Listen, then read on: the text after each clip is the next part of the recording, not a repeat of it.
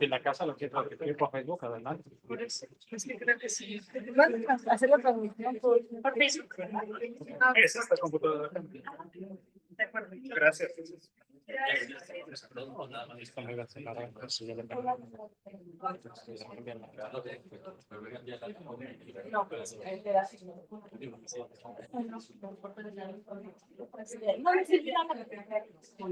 ¿Quiere guardar? ¿Qué pasa?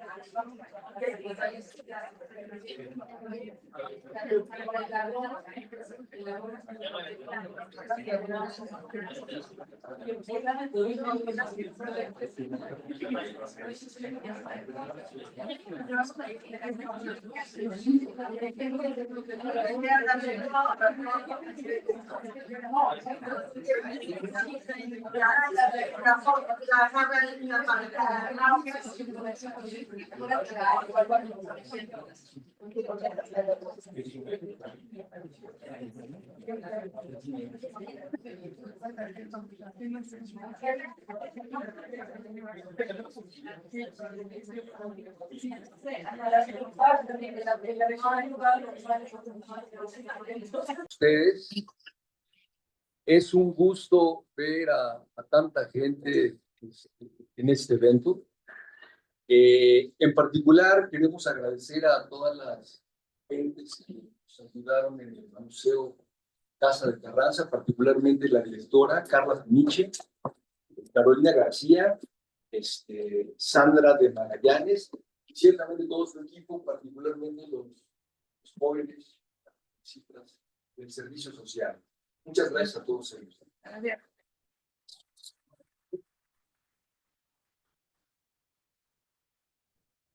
Bueno, pues sean todos muy bienvenidos al Museo Casa de Carranza.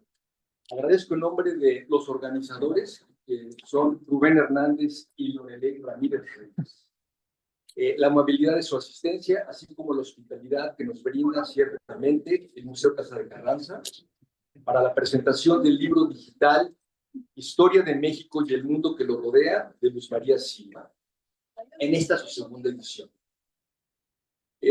Nuestro programa esencialmente va a consistir en hacer primero yo unos comentarios introductorios, luego hará una presentación del doctor Raúl Figueroa Esquer, luego la autora del libro nos dará una amplia e interesante presentación, y al final, bueno, pues tendremos preguntas y respuestas, ciertamente habrá un minuto para refrescarnos y decirles todo lo que queramos a nuestra homenajeada del gobierno. Comienzo. El libro de México y el mundo que lo rodea, de Luz María Silva, en esta su segunda edición, ahora como libro digital, es una delicia. En la primera parte del libro, Luz María Silva se lanza al ruedo, ahora que se cancelaron las corridas de toros, con una introducción autobiográfica que de manera ágil y amena nos cuenta su caminar por el mundo de la chamba, la familia, los cuates, los personajes que devienen amigos, las universidades, las instituciones, el país. Pero sobre todo nos cuenta su caminar personalísimo de la mano de sus inquietudes más genuinas, especialmente la enseñanza y el aprendizaje. Además nos da un ejemplo, para mí muy elocuente, de prudencia, sensibilidad y muy buen humor. Por ejemplo, al referirse al gran poeta, escritor y ensayista Gabriel Said, simplemente lo enuncia por sus iniciales, GZ, y nunca por su nombre. Seguramente Said está muy halagado por la elegancia del guiño críptico de Luz María Silva de Arce. Me hubiera matado. Bueno, también cuidó su vida. Oigan, en el libro de Luz María Silva tiene un pasaje formidable, que se los leo, porque lo releí como 3 veces y me siguió encantando. Dice Luz María, en mis clases interactuamos mucho, discutimos poco. Aquí es el subrayado mío. Los mexicanos somos muy buenos para hablar de temas que no entendemos. Yo creo que por eso me solicitó Luis María. Prefiero enfocar los esfuerzos al aprendizaje. Ser maestro es un privilegio. Compartir inquietudes, descubrimientos y conocimientos es la mejor manera de aprender. Cierro la cita de Luz. Me parece que este párrafo que acabo de citar sintetiza muy bien el quehacer de Luz María Silva. En el libro que hoy nos ocupa, nos comparte inquietudes y descubrimientos en forma de flachazos, destellos o bien cápsulas, como ella las llama. Pero además Luz María Silva tiene arraigada la tenacidad, el empeño, la constancia y la disciplina de escribir. Aquí tomo la cita que hace Irene Vallejo, se llama su famosísimo libro, sobre Margarita Ursenar, que dice una cosa que a mí me encanta. Dice, escribir es intentar descubrir lo que escribiríamos si escribiésemos. Escribir es intentar descubrir lo que escribiríamos si escribiésemos. Pasa del infinitivo al condicional y remata con el subjuntivo.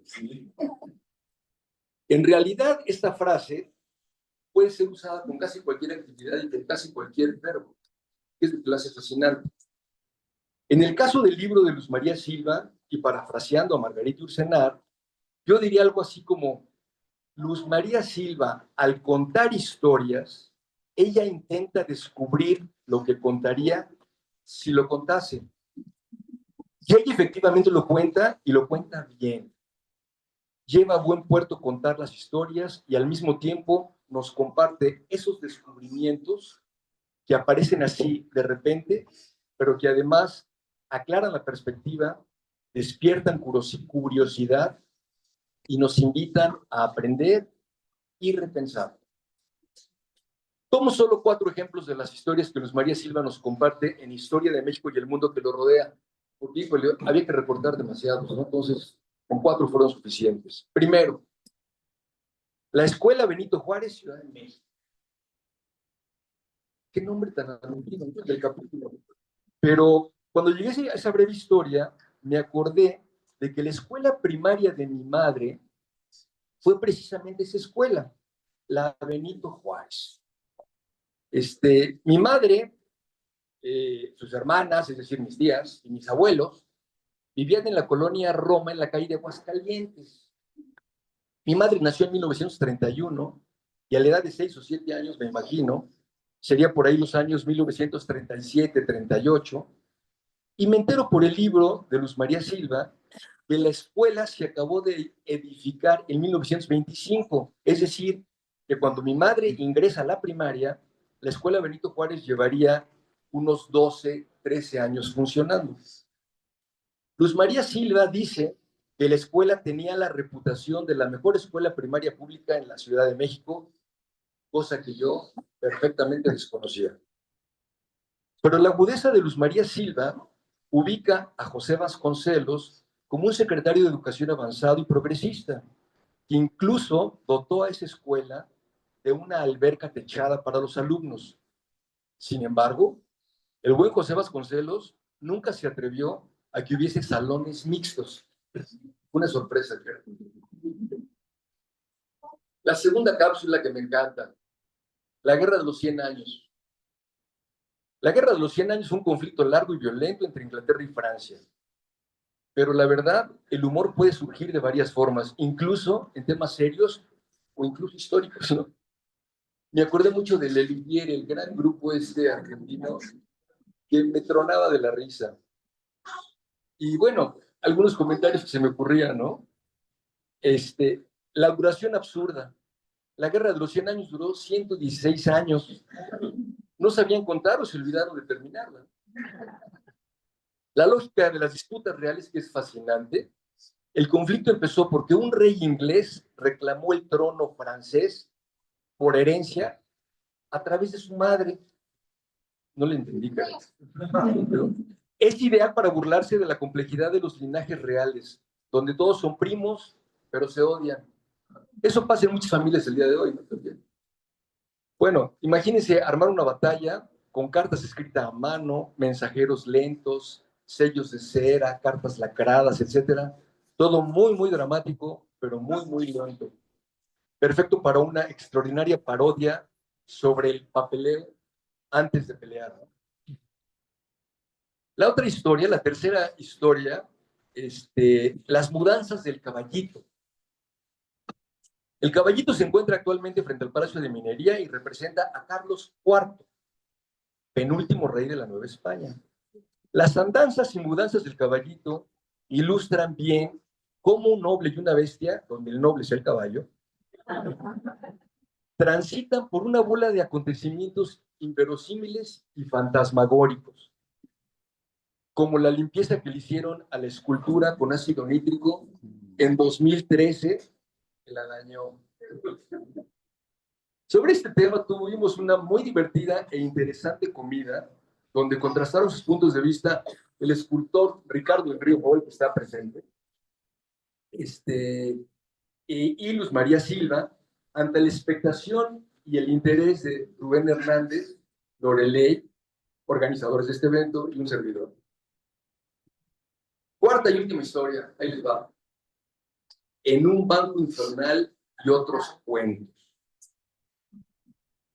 Este breve relato en el libro es parte de un libro de cuentos que ya yo había leído antes y sintetiza muy bien la manera en que hay que abordar uno como cliente a estas enormes instituciones con rasgos orwellianos.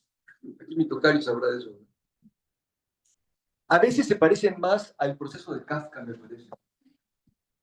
Bueno, las recomendaciones que nos da Luz María Silva son sencillas, atinadas y prácticas.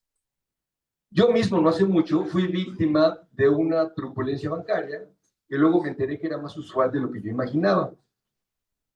Acudí desconsolado con nuestra amiga Lourdes de la Fuente, que no la veo, a pedirle ayuda, consejo y orientación. Luego tuve el tino, creo, de hablar con Luz María Silva, ya que conocía su libro de cuentos En un banco infernal. Sabía que Luz María Silva era muy ducha en esto de navegar en las dificultosas y turbulentas aguas de la burocracia bancaria. Ojo, primera recomendación. Para hablar con Luz María Silva por teléfono, póngale un WhatsApp primero, antes de hablarle, porque si Luz María Silva no tiene registrado su número, nunca les contesta. Y yo le estaba hablando desde mi teléfono fijo de mi casa, entonces, nunca le contestaba. Bueno, ya al hablar con ella, además de desahogarme, me sentía fatal, me sentía engañado, descompuesto, horrible.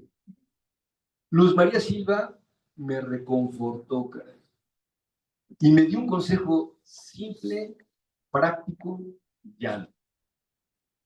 Dirígete al dueño del balón, el jefe de los jefes, o lo que es lo mismo, hasta llegar con el responsable del área.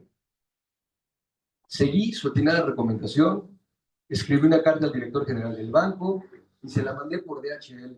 Y no es publicidad de DHL. Finalmente se resolvió mi asunto bien y en paz.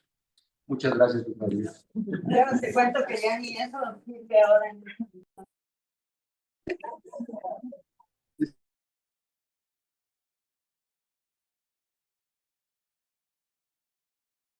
Cápsulas que nos ofrece Historia de México.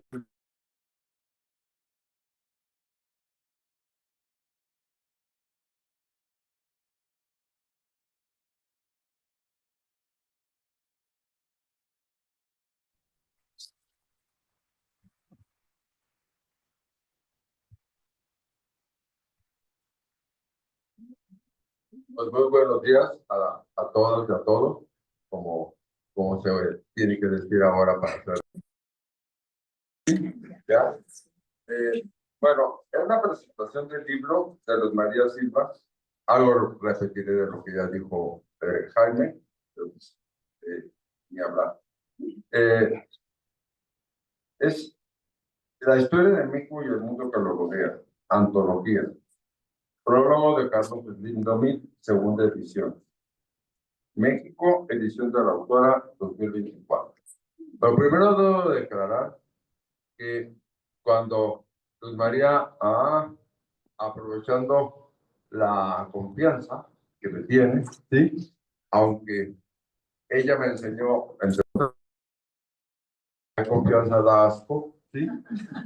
Nos obligó, y creo que no a mí, sino también aquí a la doctora María Trigueros, ¿sí? A escribir pues estas noticias, ¿sí? Y debo decirlo que no sé cómo le fue a los demás, pero yo lo tuve que hacer encerrándome un fin de semana.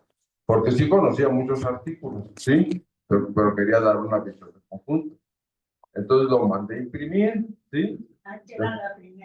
La primera edición, ¿sí?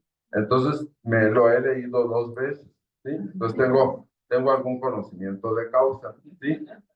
Algunos artículos, no digo que de memoria, pero ya sí, ya, ¿sí? Omito hablar cuando cita un libro mío porque mi abuelo decía, ¿sí?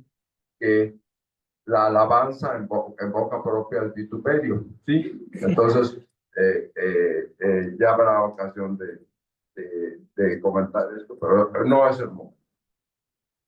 Es para mí un honor el haber sido elegido por la maestra Luz María Silva como presentador del libro que he enunciado al inicio de esta sesión. La maestra Silva Ortiz es socióloga profesional e historiadora por afición. Hay que decir que en esta, su segunda vocación de Luz María, lo ha hecho con una enorme seriedad y reitero lo que dijo Jaime, tenacidad, constancia, una prosa muy legible, es decir, una prosa que es asequible a todo público, ¿sí? Medianamente culto, ¿sí? Pero tiene un equilibrio entre la profundidad, ¿sí? Y algo que nos falla mucho a los historiadores profesionales, pues, que es muy fácil que caigamos en el aburrimiento, ¿sí? Y después les explico por qué. Primero, Luz María, hay que destacar, en esta época, en lo que va del siglo XXI, ¿sí? En que han surgido, no voy a decir sus nombres porque no es, diría Sara García, en las señoritas Vivanco, ¿sí? No sería correcto, ¿sí? ¿Ya? En que han surgido toda una serie de, de divulgadores de la historia, ¿sí? Que los historiadores profesionales llamamos historiatetes, ¿sí? ¿Sí? Y hay que decir que, pues, que muchos están cargados de una ideología, ¿sí? Muy pues, aunque ya el término no está muy de moda, ¿sí? Pero pues muy cargados hacia la derecha. Bueno, esta es la primera diferencia que tiene Luz María. Luz María no está casada con ninguna ideología. No trata de remediar los muchos males, errores, falsedades, maniqueísmos, etcétera, que tiene la historia oficial de nuestro país, sino que va al punto y nos describe, narra, analiza muy diversos temas, tanto de México como de otras latitudes que tienen o tuvieron relación con nuestro país. No actúa como miembro de un partido o tendencia política. Actualmente los historiadores profesionales andan muy rabiosos porque los difusores nos han robado el mandato. Esto no es más que culpa de los historiadores profesionales. ¿Por qué? Ocupados como estamos, incluyo, ¿sí? En congraciarnos con la academia, ¿sí? En el bendito Sistema Nacional de Investigadoras e Investigadores, ahora, para ponerme al today, ¿sí? ¿Sí? Antes decíamos el sí, pero ahora no, tenemos que decir investigadoras e investigadoras y ya le pusieron otra aquí, ¿sí? Con la institución que trabajamos, hemos olvidado el trabajo de divulgación. Luz María lo hace muy bien, porque no es una ideóloga, ni pretende ser. Si le hacemos caso a Paco, su esposo, que la conoce bastante más que yo, la ha definido como radical de extremo centro. Esta característica de Luzma la traduce en interesantísimos artículos en que nos divulga la historia.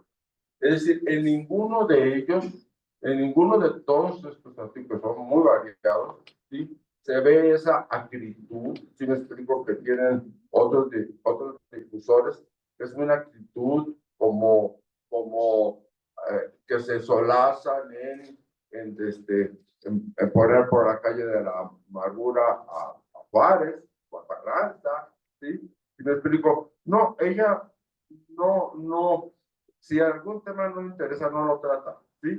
Pero no tiene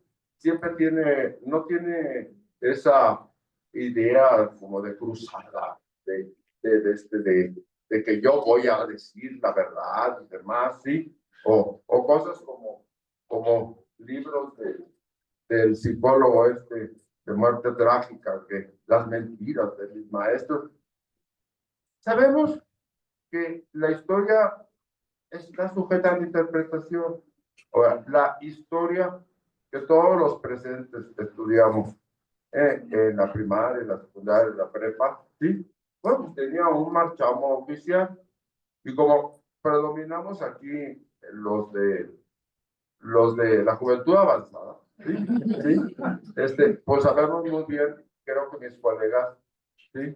El público que lo rodea, salvo, bueno, también la gente muy joven, que bueno, pero sí entienden muy bien, pues, qué era eso de historia oficial, ¿sí?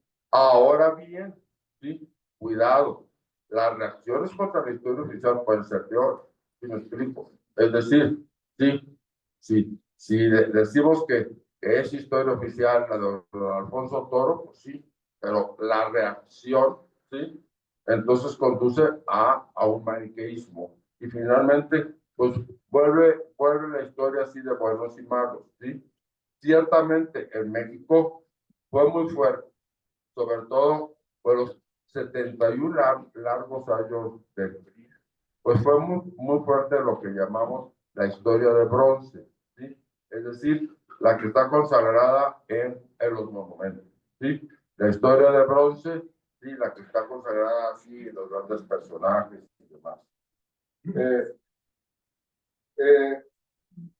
Ahora bien, se preguntará al público que asiste a este año, ¿por qué los historiadoras profesionales no hacen o hacen muy poca divulgación? La respuesta es muy simple. No nos prepararon para ello.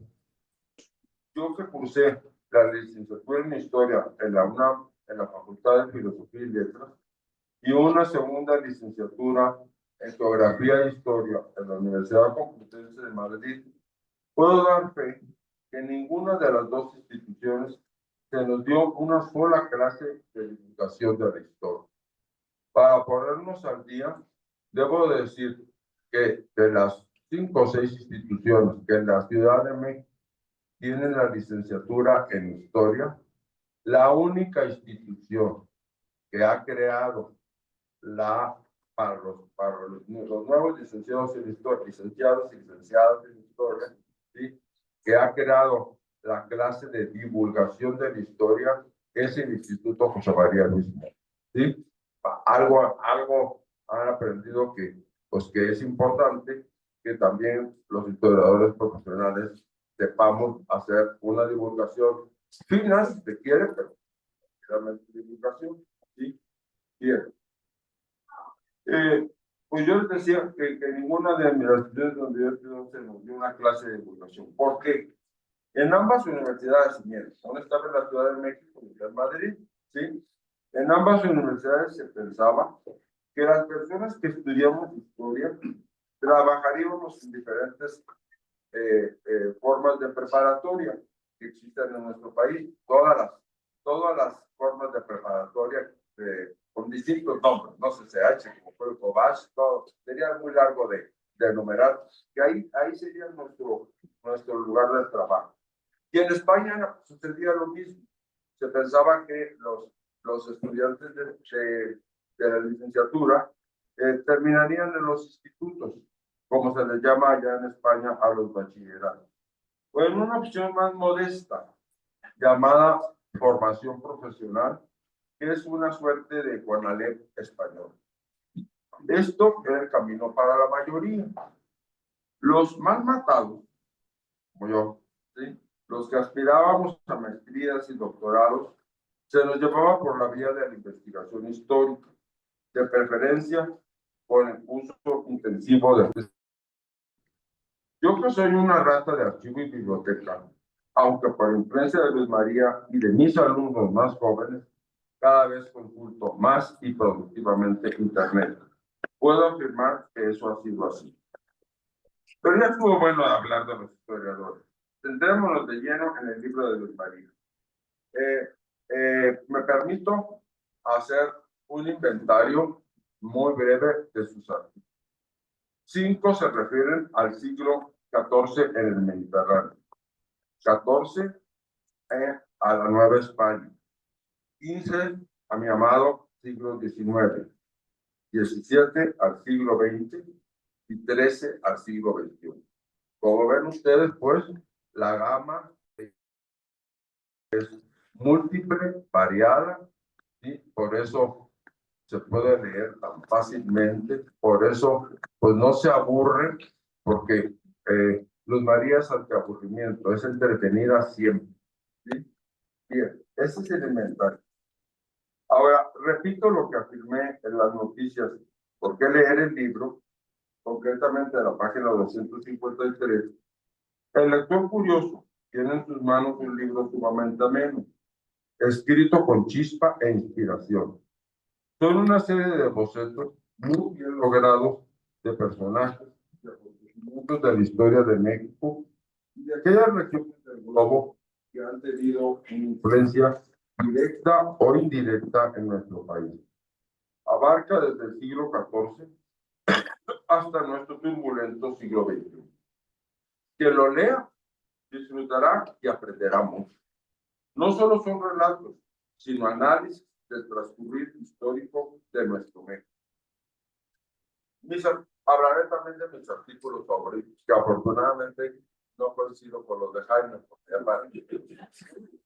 Mis artículos favoritos son los que titulan unas pinceladas del siglo XIV en el Mediterráneo. ¿Y por qué? Pues porque me apantalló mucho, ¿sí? Me apantalló mucho sus conocimientos y ese sí me lo leí 3 veces, ¿sí? Porque de lo que sabes menos, hay que para que se quite, pues decía uno de mis maestros, muy querido, don Eduardo Blanquel, de la Facultad de Fisiología aquí de la UNAM, decía don Eduardo Blanquel que lo tonto y lo fascista se quita leyendo, ¿sí? Entonces, a veces también don Eduardo estaba siempre en contra, ¿sí? Él ya decía, las mal llamadas lecciones de lectura rápida, ¿sí? Que había puesto de moda Kennedy, ¿sí? Que la lectura lineal y todo eso, decía, eso está así, eso lo decía en el Pleistoceno, lo decía en 1972, ¿sí? ¿Sí? Bueno, él que nos enseñaba, bueno, varias materias, pero donde nos enseñaba a analizar documentos históricos, era una asignatura que se llamaba comentario de texto, ¿sí? Comentario, y nos hacía leer los planes de la revolución, pero palabra por palabra y coma por coma. Bueno, pero mis artículos favoritos son eso, unas pinceladas del siglo XIV en el Mediterráneo, donde me quedó claro la diferencia entre el Magreb, que es ambos están en el norte de África, que es el oeste, y el Magreb, que es el este. En este artículo trata sobre la peste bubónica, que asoló no solo el Mediterráneo, sino a toda Europa. Ella nos habla de la mortalidad en Sicilia, ¿sí? Pero en realidad, al historiador italiano Guillermo Romano, ¿sí? La mortalidad fue de Sicilia a Dinamarca, ¿sí? Y de Portugal a Rusia, ¿sí? Fallecieron entre 75 y 200 millones de seres humanos. Me acerco más a la ciudad porque la duración fue muy larga, ¿sí? Ciertamente empezó en la fecha que Luis María nos dice, 1374, pero cuando realmente finaliza esta peste bubónica, fue muy avanzado el siglo XV, hasta 1430, ¿sí?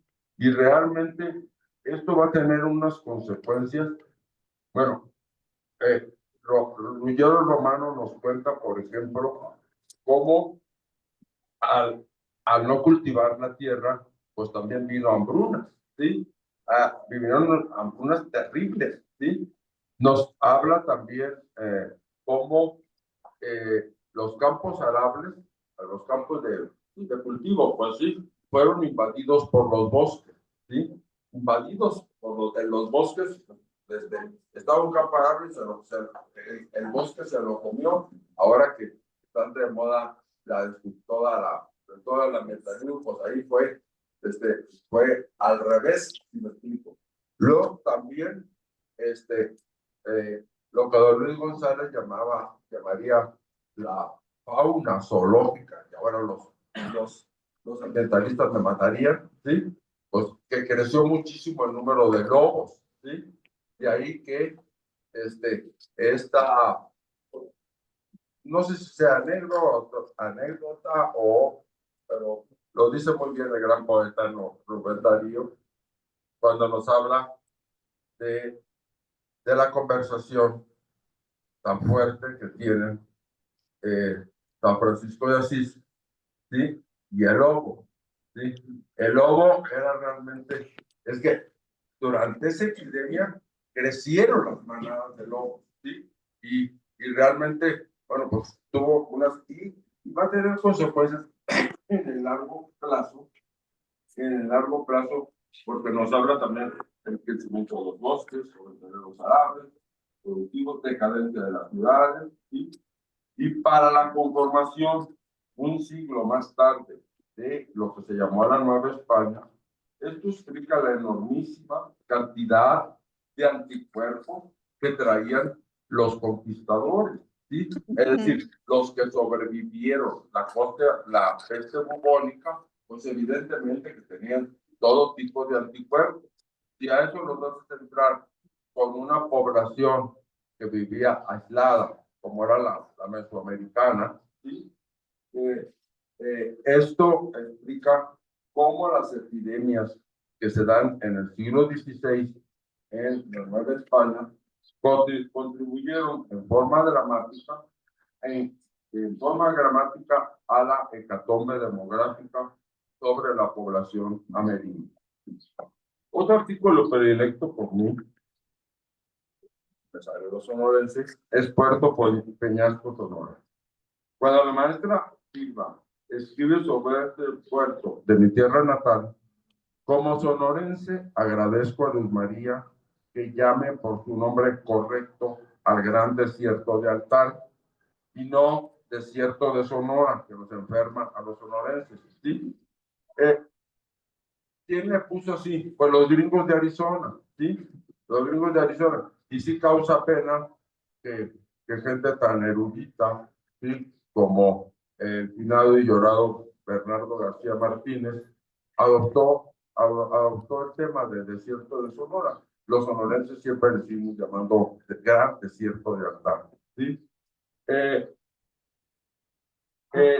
Nos daban unas pinceladas sobre la construcción, ¿sí? Que fue terrible. La construcción del ferrocarril Sonora-Baja California, que era un proyecto del nacionalismo del general Lázaro Cárdenas para que Sonora y Sinaloa estuvieran comunicados por territorio mexicano, ¿sí? Esta construcción fue toda una epopeya. Luz María nos indica que la primera parte, Mexicali, Puerto Peñasco, queda a finales de 1938-39, pero ya la ruta completa, que se inventó de un lugar que no existía. Se le puso Estación Benjamín Gil, ¿sí? De Estación Benjamín Gil en Sonora, ¿sí? Donde empezaba el desierto, hasta Mexicali. Bueno, sabemos que fue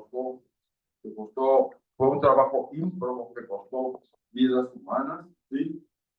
Cierto, la autora nos relata que primero hubo comunicación para el mexicano, pero la gran odisea fue trazar las vías del tren a través del desierto de Altar, que con la muerte, nos dice la autora, de varios técnicos, nos dice Luzma, y yo agregaría la muerte del ingeniero Jorge López Collada, que tenía entonces escasos 30 años, y bueno, pues en aquellas inmensidades se perdieron, ¿sí? Y los encuentran pues una semana después en estado ya de descomposición. Es decir, fue una proeza, ¿sí? Ojalá, nos dice la autora que ahora solamente sirve para carga, ¿sí? Pues ojalá que la actual presidenta también no deje perder algo que costó pues tantas vidas de mexicanos, ¿sí? Y que fue pues toda una odisea de la cual nos debemos de sentir orgullosos. Pero la historia que más me conmovió, porque sí veo que una de las características muy profundas de Luz María ahora es una virtud cada vez más rara, ¿sí? Que es una persona sumamente agradecida, ¿sí?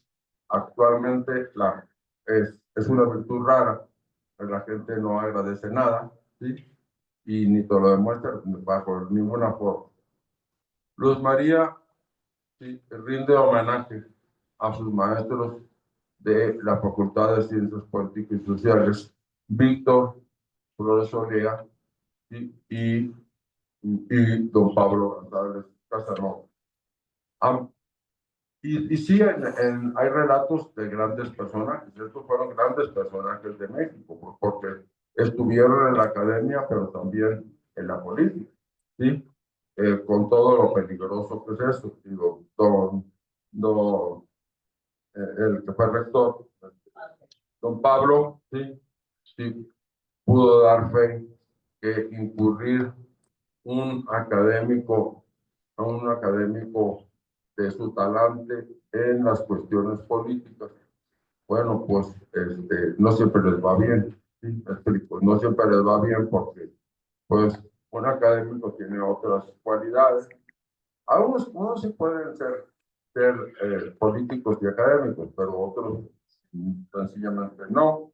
Y pues, ahí este rectorado pues no le fue bien, pues porque se enemistó con el presidente. También es estrujante también todo lo que nos escribe de Díaz Ordaz, ¿sí? A mí, yo cuando fue electo, yo era un niño de 12 años, ¿sí? Y la verdad, en mi ciudad natal, en Ciudad Obregón, en cada poste de luz y todo, había una fotografía. Y el chiste de él, cuando era campaña, y el chiste es, eh, ya sabes que Obregón es un zoológico. ¿Por qué? Pues porque en cada poste hay un chango, ¿sí? Ya. Pero insisto, la historia que me conmovió más fue la del librero Enrique Fuentes Castilla.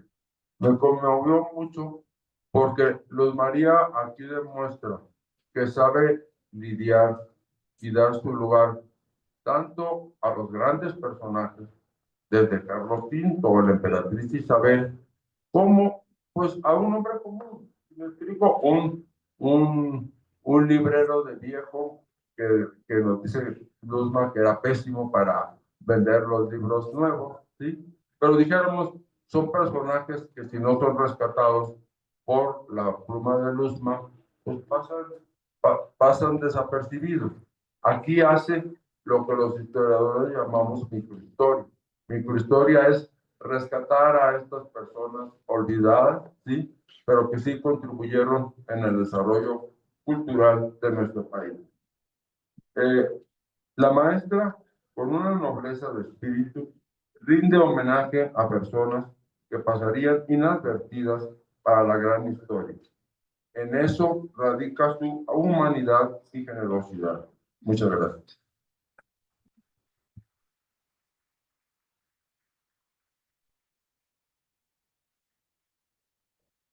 Bueno, ahora, después de este antecedente, damos la palabra.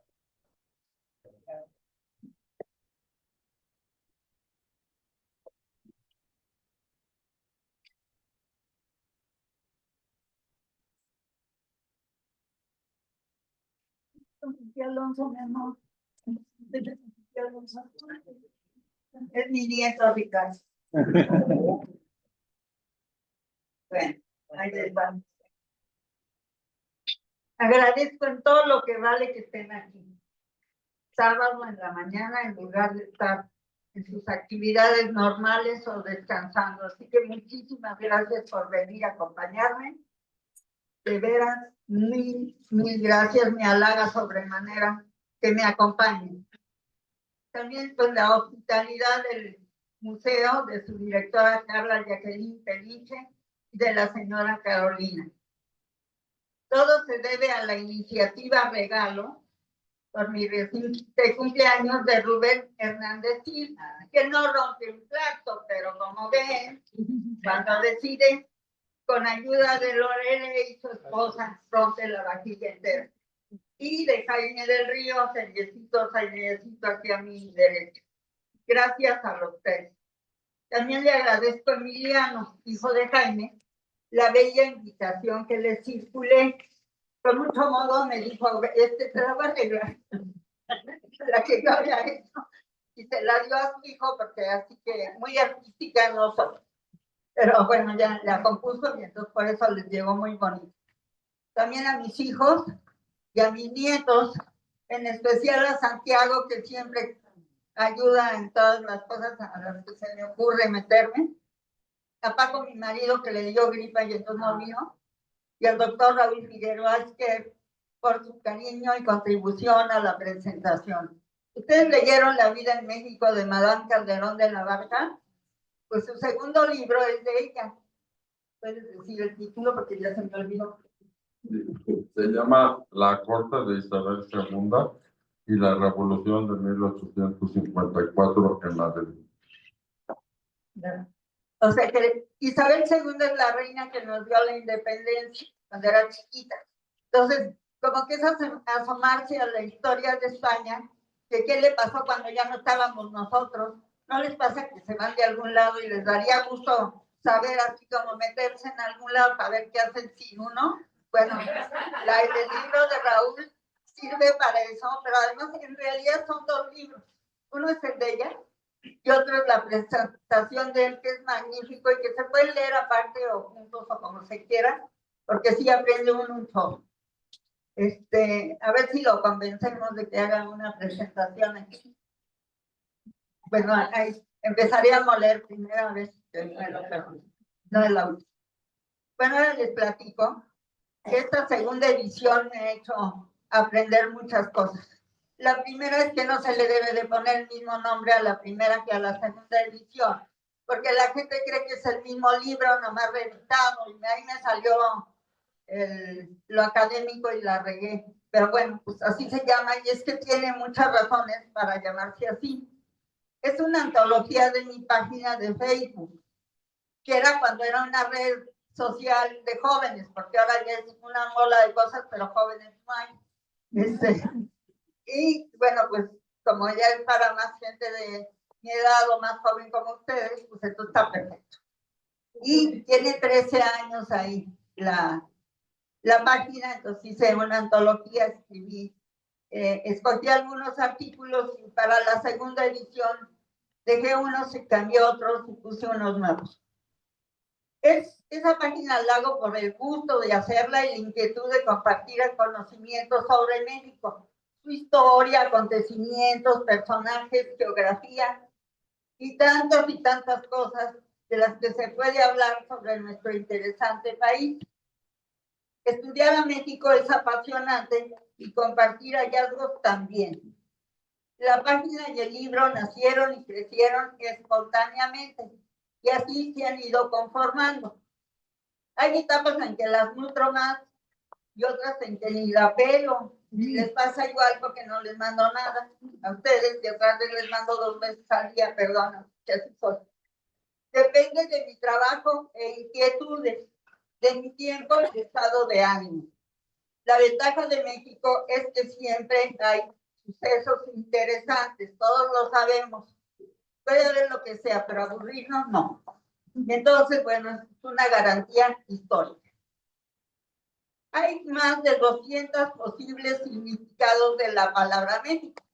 Lo que quiere decir es que no sabemos qué quiere decir, porque si hay 200 significados, nadie sabe qué quiere decir. Bueno, de esas interpretaciones, hay una que me encanta, ombligo de la luna. Hace referencia al lago de la luna, está el lago de Texcoco, así grandote, con 5 lagos, unos salados y otros dulces, como el de la luna.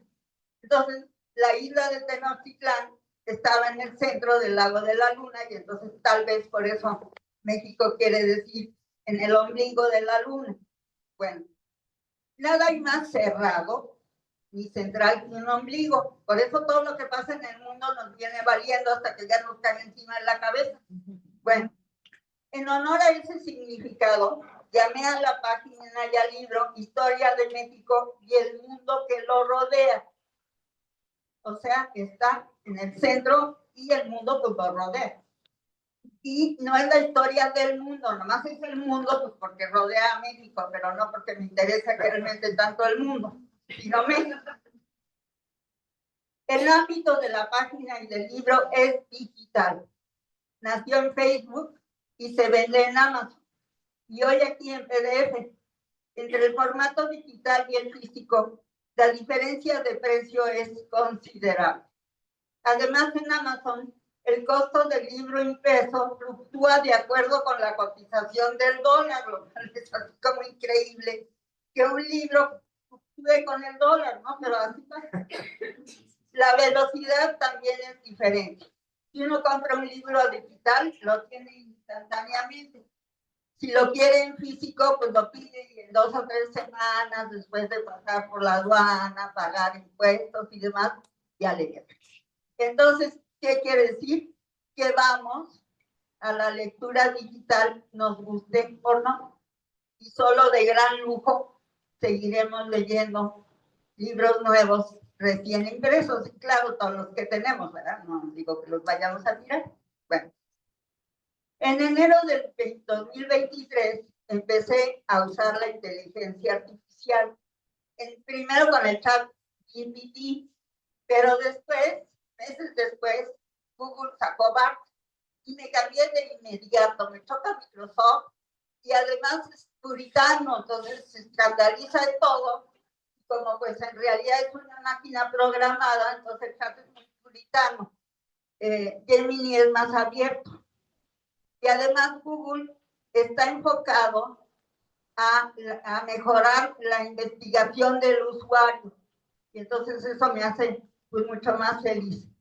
Y el otro día discutí, hablado con el Gemini, el menú de la semana, pero ya vi que no guarda la discusión, entonces para cosas de veras importantes, pues seguiré escribiendo. Creo que hay que usarla, aunque sea para tonterías, porque si no nos están espantando con el petate del muerto. Y realmente no es más que una máquina. Y lo que uno tiene que aprender es a usarla. Ayer le pregunté qué le parece que lo confundan con persona y me contestó que es algo que sí le preocupa, que lo confundan con persona, pues porque es un algoritmo. Y lo que quiere decir es que tiene uno que fijarse en hacer más relaciones personales. Eso fue lo que me contestó el Gemini. Bueno, aún le falta muchísimo a la inteligencia artificial para conformarse. Y cada vez que uno la usa, va modelando, digamos, inteligencia artificial. Entonces, por ejemplo, Mireia, mi hermana, que es muy educada, pues lo saluda y todo eso.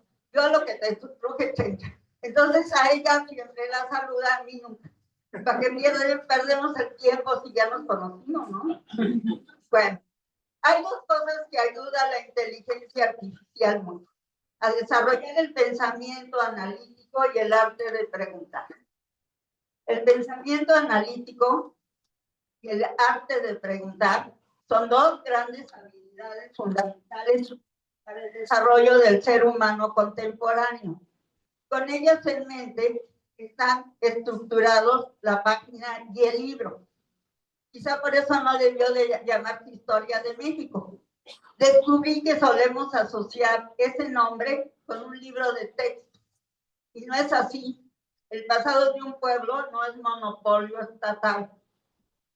También por una situación parecida, tuve que renunciar a mi hermosa portada de la primera edición con el Ángel de la Independencia. Cuesta 50,000 varos poner cualquier monumento nacional actual en la portada de un libro impreso para venderlo comercialmente. Eso va contra mis valores, que pues, tuve que renunciar a algo que me encantaba. Entonces tiene una imagen que es anónima del tiempo de la independencia, que está sacada de Wikicommons, que no tiene derechos de reproducción, solo derechos de autor, y entonces pues ya nadie dice nada. También tiene significado, pero no la belleza de la primera edición. Soy consciente de que la historia suelo tener un enfoque diferente al acostumbrado.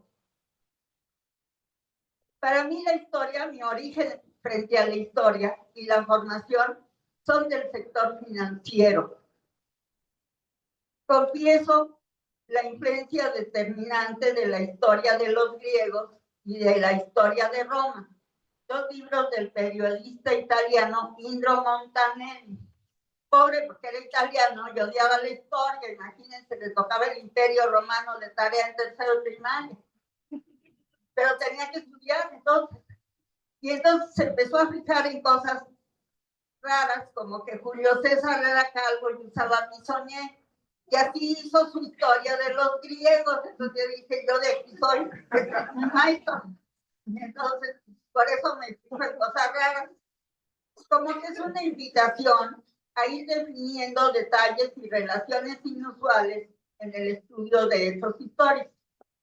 Tuve grandes profesores en la UNAM, ya Raúl habló de Víctor Flores Olea, de Don Pablo. pero mis maestros, a los que les debo mi formación, fueron y son banqueros y empresarios. Estudiar historia con banqueros es bien interesante. Me acuerdo del señor Alcalá, un día que fui, ya ni trabajaba yo en el banco en Banamex, me dice, oiga, Luzman, ¿qué hubo en 1808 que hizo que todos los criollos del Bajío se levantaran? ¿Sabe qué hice? Fui corriendo al ITAM, Raúl, ya me dijo que era, y entonces pedí dar clases de historia para aprender. Entonces, con esos maestros, pues uno aprende cosas que de otra manera no hace. Claro, el primer banco del país, no el Banco Infernal de hoy. Bueno, con esos banqueros, además, uno aprendía a pensar. Yo me acuerdo, un día llegué muy por onda con muchísima información del déficit de vivienda, y don Humberto Rodríguez me dijo, ¿usted quiere que se mueran de hambre los niños hijos de los ilegales que vivan en una casa aparte de sus abuelos? ¿Qué es eso de déficit de vivienda? Como que dice, vaya, ya venimos, ¿no? Bueno, esos señores, o los señorones de Banamex, llegaba uno con su información, le exponía, luego decía, híjole, cuando uno decía, y no sabía uno la respuesta, pues iba como seria. Mis hijos dicen que yo hago eso de, pues la verdad no me he dado cuenta, pero es posible. En ese caso, no, conmigo, pobre del que no tuviera la red.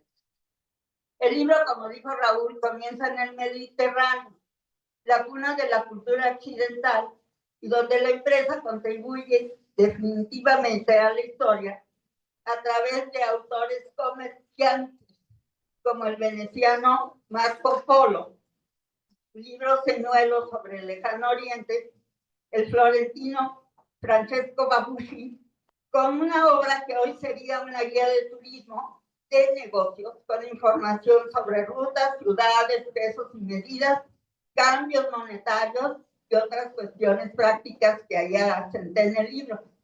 Y también Ibn Khaldun, un historiador musulmán cuya influencia política y económica lo llevó tanto a la cima con C, o sea, hasta arriba, como a la cima con S, o sea, hasta abajo. Y de ahí lo proyectó de nueva cuenta a la cima con C. Hace unos años cumplió 500 de haber nacido y le hicieron una exposición conjunta en España y en Egipto, porque fue muy importante. Todos esos influyeron muchísimo en el descubrimiento de América, obviamente. ¿Por qué fui al Mediterráneo? Pues porque estoy haciendo un trabajo de reaseguro, y el reaseguro empezó en el siglo XIV en el Mediterráneo. Y yo no entendía nada, que tienen una maravillosa manera, o sea, todas las palabras que usan los reaseguradores, les juro que todas las conozco, pero las juntan de tal manera que no les entiendo ni más paloma, la verdad. Digo, bueno, entendí que el reaseguro, que es el que le paga a los seguros los siniestros, o sea, diluyen el riesgo y por eso pueden pagar, necesitan dinero, o sea, no puede existir antes del dinero, porque no pueden dividirse medio camello, ¿no?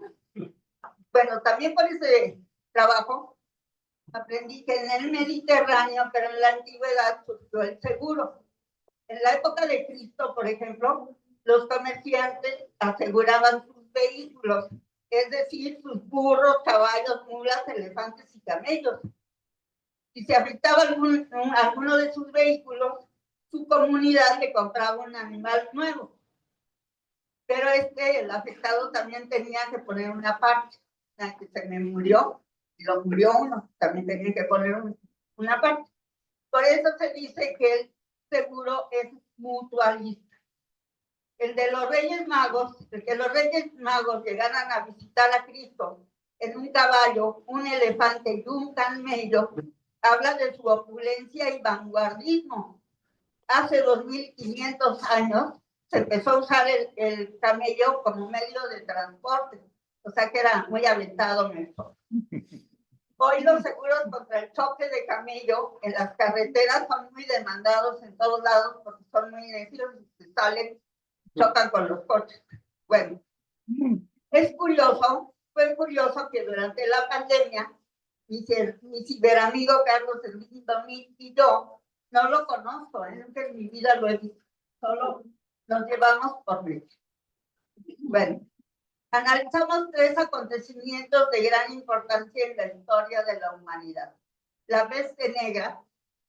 Sí, estábamos comparando el COVID que vivíamos con la peste negra. Entonces fue bien interesante por eso. La conquista de Constantinopla por los turcos y la guerra de los 100 años, que se interrumpió precisamente por la peste negra. O sea que hasta en eso tuvo impacto. Bueno, tuvieron esos 3 acontecimientos gran impacto y provocaron de alguna manera el descubrimiento de América, en especial la caída de Constantinopla, porque le cerró a Europa la salida para la ruta de la seda y de las especies, y obligó a la búsqueda de un camino para llegar al lejano oriente sin pasar por territorio musulmán. Una cuestión que me pareció muy interesante fue enterarme de que a pesar de la reconquista política de España, que iban ganando terreno los católicos, los comerciantes, dignos representantes de su oficio, continuaron con sus negocios de uno y otro lado del Mediterráneo. Y me hizo darme cuenta con claridad que los viajes a América no costaban 5 centavos, sino un dineral, en parte aportado por los banqueros florentinos, uno de los cuales fue representado por Américo Vespucci.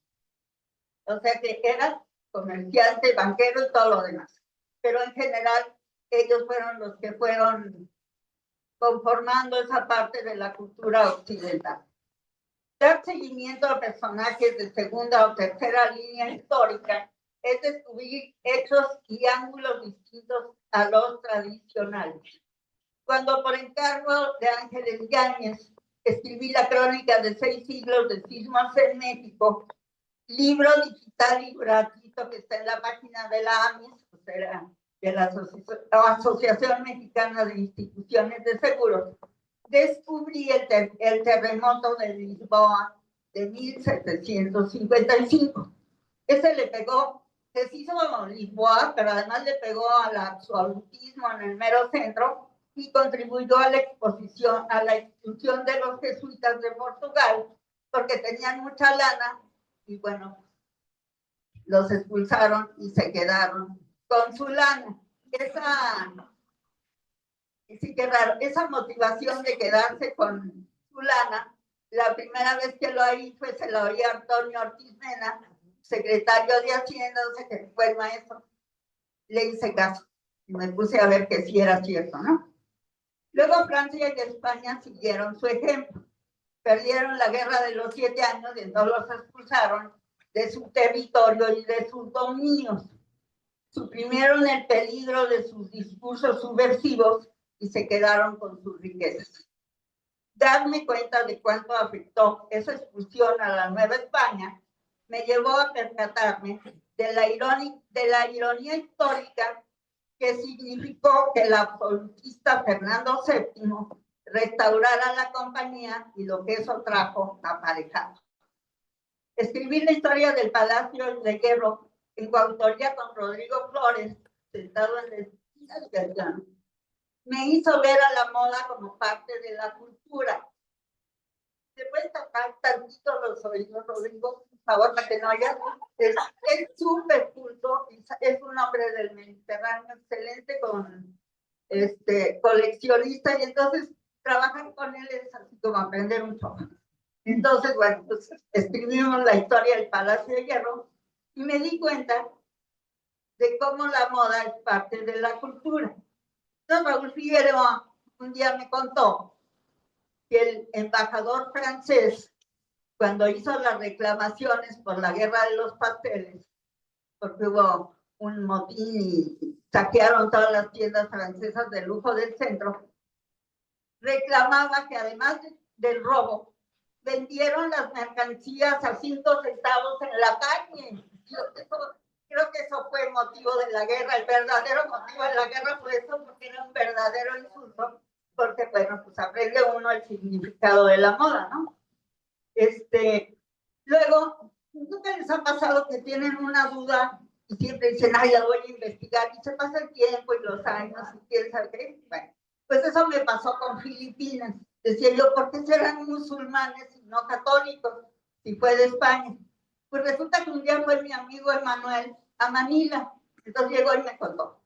Es una ciudad viejísima, los españoles construyeron intramuros, pero realmente era un centro comercial con China, o sea que no por románticos le pusimos la nao de China, sino porque de ahí traían los productos que se juntaban en Filipinas, pero que eran chinos y de Occidente. Bueno, entonces después de eso, pues me puse a investigar y sí, realmente era un negocio entre los comerciantes chinos y el gobierno español. Entonces a los de Cádiz, así mucha gracia no les hacía la nao de China. Bueno, cada capítulo del libro tiene su propia historia, en la que el hilo conductor en realidad es el país, México mismo. Espero que les resulte interesante su lectura y si pueden, la hagan electrónicamente. Los libros digitales, como los físicos, se pueden leer en la cama, subrayar, anotar, lo que quieran. Claro, no huelen, no pesan y se pueden acariciar. En días pasados puse en YouTube un video que les titulé llamado ¿Es mejor el formato impreso que el digital? La verdad es que a mí me gustan las tortas y los tamales, y entonces leo de los dos lados. No veo por qué tengo que escoger entre tortas y tamales o entre el libro físico y digital. Hay los dos. Está hecho ese video para acompañar a quienes deciden experimentar la lectura digital o para quienes quieran aprender a subrayar y anotar su libro. Aquí hay de los dos modos, los libros, y si alguien quiere el digital y no se lo quiere llevar ahora, pues me lo pide y se lo mando por WhatsApp. Ya, acabé. Mil gracias por estar aquí.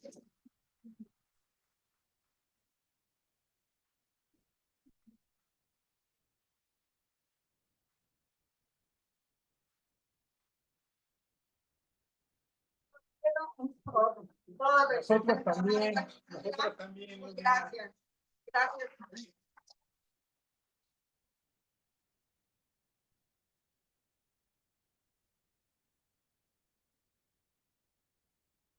Bueno, después, si hay un espacio para preguntas y respuestas, pues encantados. Sí, adelante. ¿Cómo se echó? Amplio, che, en este caso. Es canela fina. Pero resiste. Es que el Chel, que obviamente con ese sobrenombre es yucateco de origen, cuando era chiquitito, un niñito que fue cuando lo conocí, porque mi primer amigo de su familia es hermano mayor, me apantalló porque sabía hacer sus pantalones y se los hacía muy bien, ¿eh? Entonces, yo iba luego trabajábamos juntos, pero si iba a su casa, iba a ver al Chel. Yo todas las veces que traté de tener una máquina de coser, fracasé. Y él, en cambio, nada más, entonces, ¿de qué tamaño es el zorro del que quiera, Chel?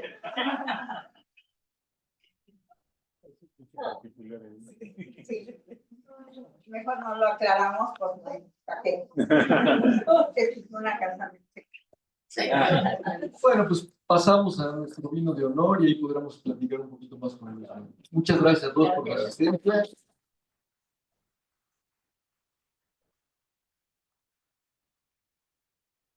Muy bien, Loren. Muchas gracias. Buenas gracias.